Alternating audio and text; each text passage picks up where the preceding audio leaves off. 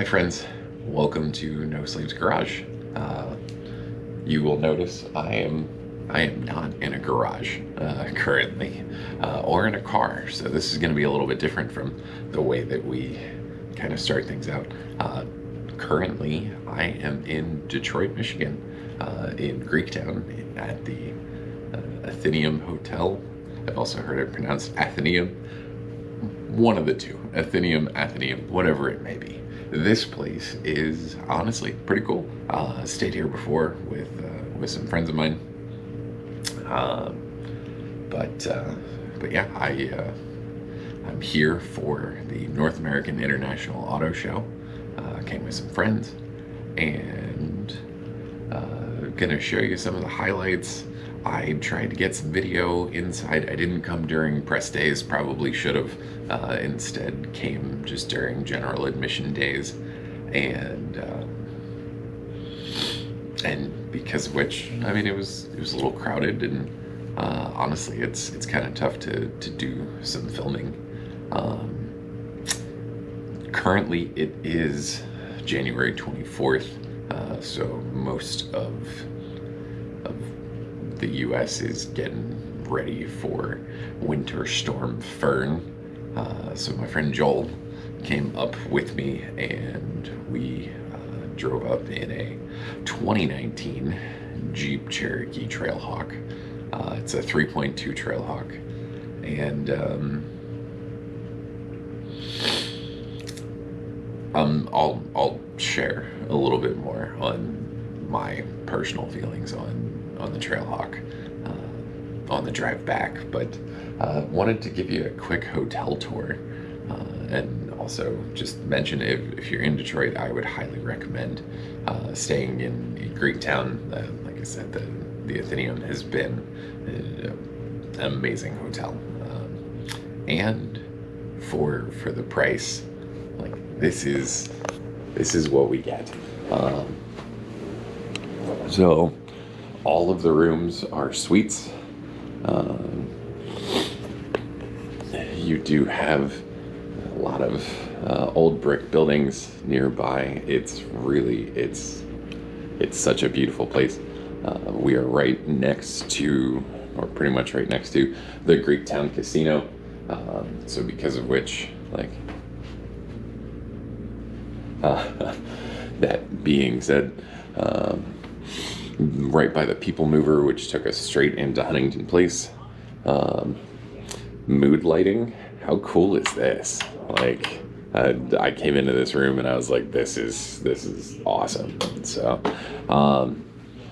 obviously I woke up not too long ago. High Weather Channel. This chair is super comfortable, super cool. A pretty large bathroom with a nice big, like, garden style soaking tub. So yeah, it currently is -4 degrees in Detroit, and it feels like it, let me tell you. So yeah, out last night, was able to, well, I'm not gonna lie, I took a bath. It was nice. It was nice, hot, warmed me up, all of that fun stuff. So please stay tuned. I'm going to share some of the highlights of the show. I'm going to share some pictures with you because couldn't necessarily get a whole bunch of video, but yeah, please come along for the ride. We'll also talk a little bit about the driving experience in the Cherokee Trailhawk. So I'll catch up with you soon.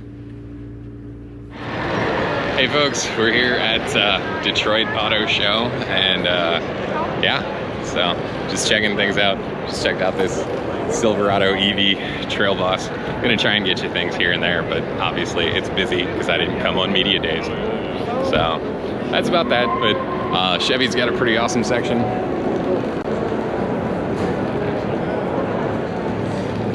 And yeah, so we'll check in. Cool. All right, everybody. So we are rolling back through the south side of Michigan on our way back to Ohio. This is my buddy Joel from Focus Detailing. If you are in the southern and central Ohio area. Yep, Cincinnati. Yeah, please definitely check out Focus Detailing. They do incredible work. Joel doesn't know this yet, but he's gonna do some work on Blanche for me because she needs some paint love for sure. So, hey, by the way, you're gonna do. I'll pay you for it though, I promise. Deal. Yeah, we'll do it. We'll pay it forward. We don't do freebies. That's not how we work.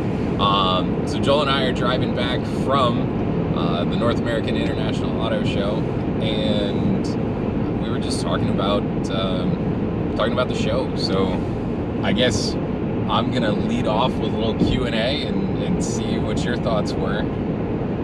Let's do it. Let's start with, out of the show, if you had, like, if money was not an object, you could pick any one vehicle that was there, which one do you think you'd take? It would definitely be that RTR Mustang, the wrapped Mustang. That okay. Was nasty. Yeah, that thing was sweet. It was super nasty. I dig that. That's a good choice. Yeah. So you like that more than the Dark Horse SC though? I do. 820 horsepower. The supercharged Dark Horse was very sick.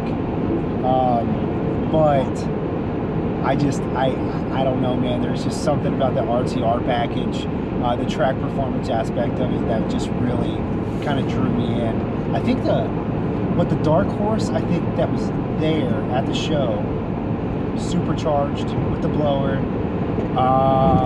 that was listed at 120 MSRP. That sounds about right. I think that's what he said. Yeah. And the RTR was 164. Fair. So yeah, but put up, I think, an additional 40 or 50 horsepower more than the Dark Horse. And that Dark Horse, those carbon fiber wheels, did you tell me those were additional, or was the 120 the price with those wheels? No, also? so that was additional. So I talked to the guy and I was like, hey, as this car sits, how much would this retail for? And he said, well, that's kind of hard for me to say because the full carbon fiber wheels on this car are $14K a piece. $14K a piece. I mean, so we'll go easy, stupid people math. We'll just round that up to 15. So for an extra 60 grand, essentially, in wheels. Yeah. And in that case, you're over the price of the RTR. Oh, yeah. Yeah. Yeah, true, exactly. And not to mention what was on almost every car that we saw there. What kind of tires? Everything had Michelin. Everything had Michelin pilots, man. Yeah, they were Pilot Sports. Yep. Or whatever. I think most of the trucks were like LTX MS2s. Yep. Which is an amazing tire. I love the Michelin LTX, but yeah, like everything was on friggin' Michelin's. Yeah, man, it was sick. It was Yeah. really cool. But yeah, 14 grand a piece for those full carbon fibers. So it seemed like almost every booth, American booth, was rocking those carbon fiber wheels on something. Mm-hmm. That concept. I just want to let me think about this for a second. That concept Corvette that we saw. Oh yeah. I think all three Corvettes on that track at the front there all were rocking those carbon fiber wheels. I mean, I know for sure because I was salivating over that ZR1X, and that had the carbon fiber wheels for sure, and that gigantic carbon fiber spoiler. Yeah. Does it come stock with that spoiler? It does on the like 1250 horsepower model because you got to keep the on the ground. That's crazy, man. That's crazy. Yeah. That was a sweet ride. I would like to see them do something a little different with the spoiler on that, because I mean, with that big of a spoiler, you are looking. I mean, it's almost like a big wing, and at that point, you know that. Yeah, it keeps the car down, but you're not doing time attack with that car, you know, all the time. I would think that would be better with maybe like a ducktail or something like that. Yeah. Carbon fiber ducktail. I mean, I guess again the question just comes down to how smooth it would be at speed. Yeah. I mean, very a la like Porsche GT3 RS, and that's I feel like you need that big wing to keep those gigantic back tires planted at 180 miles an hour around the corner. Yeah, you're not wrong. So, Not wrong. I don't know. But actually, while you're on the JDM subject, what was your thoughts on the JDM cars that they had there that day? So in the basement, and I'll probably pan through pictures of this. I'm still working out the editing in my head. So in the basement of Huntington Place, there was that Modded Detroit? Yeah, Modded Detroit. So yeah, Modded Detroit did an awesome show as a part of the show where there were a bunch of really sweet cars there. I absolutely fell in love with that little BMW 2002. Yeah? That thing was so cool.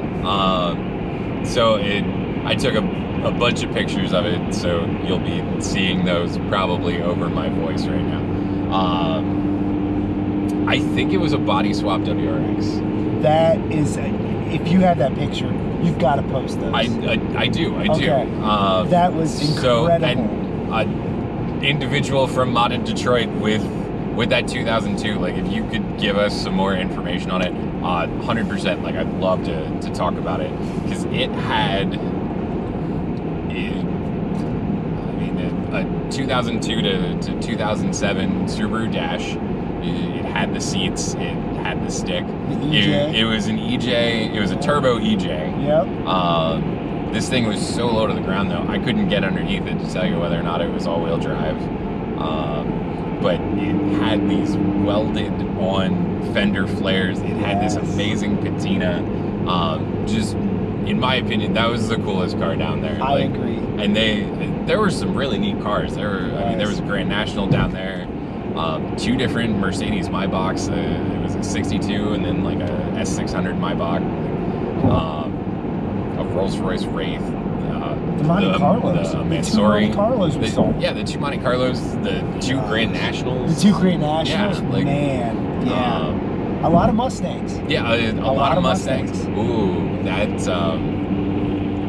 Fox Body SSP, the special service package. Dude, that was so sick. That was an awesome car. I've always wanted one of those. Just like the original Ford Highway Patrol police cruiser Mustang. Like, oh god, that was cool. We are in a Jeep Cherokee Trailhawk. It's a 2019 3.2. Honestly, not impressed. The new Cherokee was kind of neat though. Like that wasn't a bad looking car. Yeah. But yeah, like this thing is advertised as doing 24 miles per gallon highway, and I understand that like EPA testing is 55 miles per hour, but at an average speed of like 76, we've done 20 on this trip. Yeah. It's a 9-speed automatic, and if there's any type of an incline, it's got to shift through multiple gears. So the only time it uses 8th or 9th gear is when it's like going downhill with a tailwind. So yeah, just really not overly impressed with that, feeling like this is just poorly geared for fuel economy. If they're going to give you 9 friggin' gears, like let's do something. So I don't know. There's more long personal story around this car, but yeah, little disappointed in the Trailhawk. It is comfortable though. It's comfortable. It's comfortable. Yeah, it's comfortable. Actually, I think that's a good time to kind of open up the Jeeps, because that's actually something we haven't discussed yet. What do you think about like the Jeep booth? I like their little test drive track.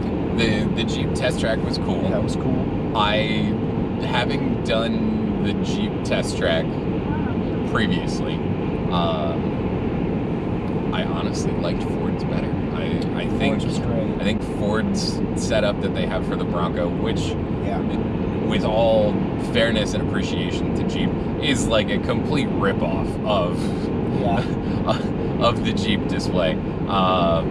But Ford's, I thought, shows the articulating suspension a lot better with those concrete blocks and stuff. Yeah. So really showed off the suspension and the durability of those Broncos. yeah. But no, the Jeep display was great. Jeep always puts on a really great display. Seeing the Recon, the new Jeep Recon, that was kind of cool. Like 600 horsepower, all electric. You could remove the doors, and it's got that like panel sunroof that opens, so it's not necessarily like a soft top Jeep. It was a little bit smaller than I was expecting it to be. I mean, it's about the size of a Jeep Renegade, maybe a little bit bigger. Like it seems smaller than this, though. But honestly, like in saying that too, I would say like sitting in that, the tech in there is simplistic. That was one thing I think I made a comment about quite a few of the booths is like there was just too much. It was too busy of a dash for me. Like it was too luxurious. You had this giant display, these just too many buttons everywhere. I thought that the EV Jeep did a really good job of just simplifying things for the person that's gonna probably purchase that type of vehicle. Yeah. Unlike that Ram Tungsten that I loved. Look, the interior, the seats were amazing. The interior carpet I thought was pretty cheap in those, but it was too much display. It was way too much display. There was too much going on. The dash was too busy. I would lose things in there. Like if I could lose my keys in a vehicle, I would lose my keys in that just by setting them down one place. All right, we are sitting in a Ram 1500 Tungsten with the Klipsch audio system, and I have never seen this before. Speakers in the seat back. That's ridiculous. This also has front and rear heated and cooled seats. Yeah, this thing's pretty awesome. Joel is not a fan, but holy speakers everywhere. They're up in the headliner, both front and back. Video rear view. This, I think it's pretty cool. So, yeah, we'll go from there. I mean, there was just so many places you press this button to get to this drawer, and this button to, opens up another drawer in that drawer. It was way too complicated and busy for me. Well, I mean, kind of shifting gears because we're talking about trucks. Like pickup trucks have gone, and I've talked about this on one of my videos before. They've gone from that utilitarian vehicle to a luxury item, like SUVs did in really the early 90s when Ford released the Explorer. Like that kind of took the sport utility, all of like Jeep Cherokee, from being like a fleet car, something that government vehicles use for park rangers and stuff like that, and make it a passenger vehicle for the masses, and we're seeing that with pickup trucks now. Yeah. When do you think that started? Because if I could put a timestamp on it, it's when the mega cabs came out. I would go with mega cabs, or which, yeah, I mean, because mega cab was on whatever 3 generations ago. I think 2004 was the first year of those. Redneck limousine is what I called it. Oh, yeah, exactly. Because I mean, the first one had more rear seat legroom than the Maybach 57. I think it was comparable to the Maybach 62 at the time. You can fit back there fine. Oh, I mean, but like the first generation mega cab, you can fold the back seat down to a bed. It's perfect. Like they're great for people that do long haul and so forth. Yeah. But that would be right around the time that Ford also brought out the King Range. So, I mean, yes,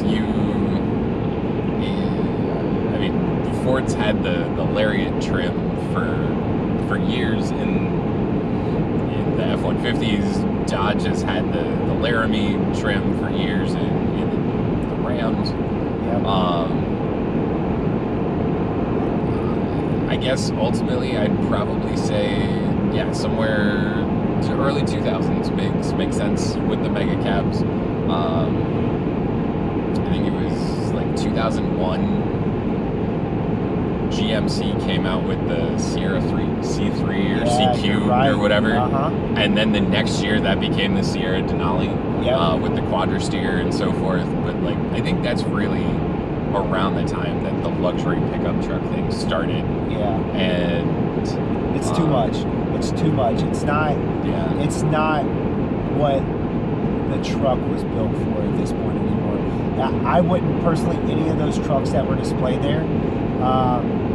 Besides, what was that? What was the Chevy that we saw? It was affordable, V8, really nice. It was like right towards the front there. The black one. The black one. They had a Trail Boss. Yeah. I really liked the Silverado EV Trail Boss in bright orange. Dude, that was sick. I mean, that's just that pulls at my Avalanche heartstrings. It should have been called the Evalanche. I will die on that hill. But that's set up for like what it's supposed to be intended for. Any of those other ones, like where the Tungsten, for instance, like I wouldn't want to put one piece of wood in the back of that truck.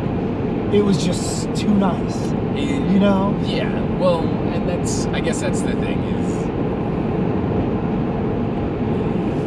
you still can buy trucks based on what you're using it for. Like, I would not take a Ram Tungsten to a construction site or something along those lines. Like that carpet, and like you said. And if anyone ever knows about carpeting, talk to a detailer. They will tell you what's good and what's lizard. But yeah, like with that carpet, no matter what, you're not going to be able to hit the utilitarian value of it without destroying the interior of that truck. Correct. Yeah. But rip it up, put leather in. Yeah. Or like the all rubber. Right. And vinyl and I don't know, rhino coating. Even. Rhino coating. Yeah. But if like what I need is just something that can tow, you know, a horse trailer or 8,500 pound boat trailer or something. Like that's not a bad vehicle to have. So I do think some of it comes down to, you know, what it is that you use it for. Now that Tungsten also, I think, was close to $100,000, and I think there's other things that I'd rather drive. I mean, yeah, and you want to be comfortable if you're doing a long haul. You know what I mean? Yeah. If you're if you trailer your motorcycles to Sturgis or Daytona or something like that, or your trailer and things, you know. But yeah, it was too luxurious for my personal taste. But I see the value in it. The perforated seats, the air-cooled seats, the heating. I mean, it was really, really nice. Just too busy. Fair. Actually, speaking about too busy, I know one of the cars, or SUVs rather, that you're super excited about. Do you want to go ahead and talk about it? Because you already know my opinion on it. So 100%. I actually got to touch and sit in an Ineos Grenadier. And like, holy fighter jet airplane cockpit. Like, yeah. Just switches everywhere. Switches all up top, all here. They're all labeled, but I still have no idea what the fuck There's too many switches. There were too many switches. It was a neurodivergent nightmare. Yeah. But there's still something that's just so